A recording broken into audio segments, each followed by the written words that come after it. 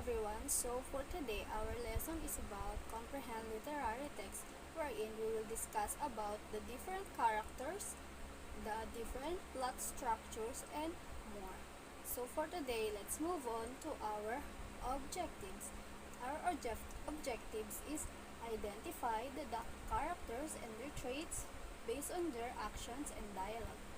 Recognize the point of view used in the story. Describe the different plot and settings. Sequence events from a literary text. Determine the theme or moral lesson. Relate the story to personal experiences. Let's move on now. So, I have a question for you. What is literary text? A literary text refers to the deeper message, theme, or idea that the author wants to communicate through the story, poem, or any written work of literature. So, a literary text is any written work that has artistic or intellectual value. It often using language in creative and imaginative ways.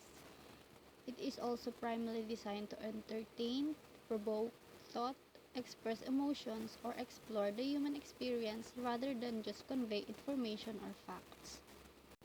There are also common types of literary text. For example, is the novels or short stories.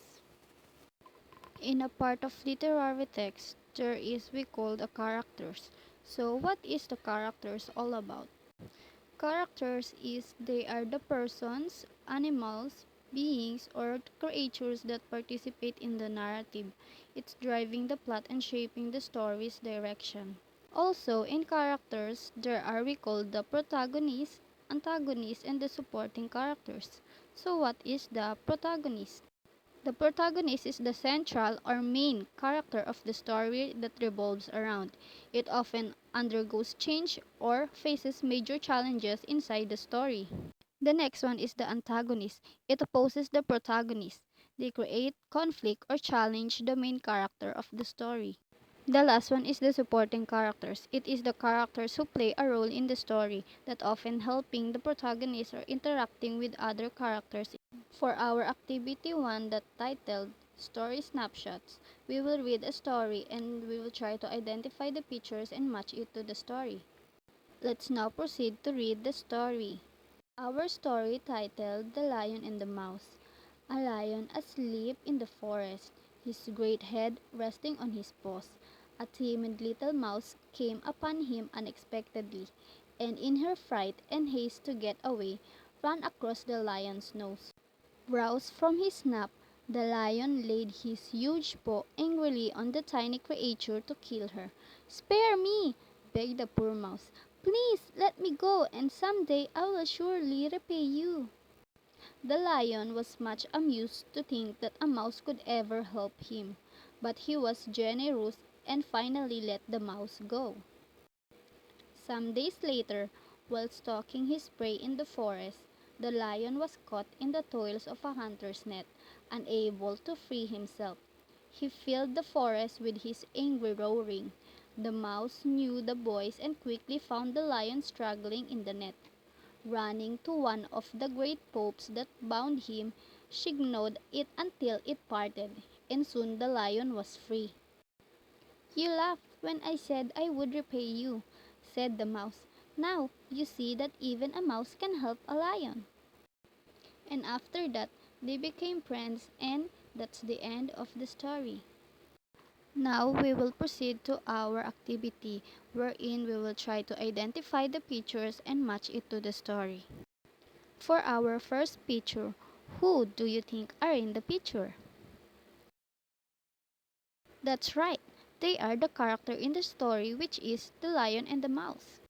Our next question is, who do you think is the possible protagonist in the story? You're right, it is the mouse. For the next question, who do you think is the possible antagonist in the story? Great, it is the lion. For our next picture, what do you think happened here? Yes, it is where the mouse accidentally woke up the sleeping lion. Next is, again, what do you think happened in the picture? Yes, this is where the lion got trapped and the mouse returned the favor and helped the king of the jungle escape the night. And after that, they became friends. So for our activity number 2 that is titled Story Map the 4 W's. You will try to identify the 4 W's that are asking, which is the who, what, where, and when. So before we proceed to our activity number 2, you need to scan this code and enjoy answering. Let's now move on to our next topic, which is the plot. So what is the plot? It is the sequence of events in a story or what happens from beginning to end. In plot, there is we call the plot structures, which is it consists of 5. They are the exposition, rising action, climax, falling action, and resolution.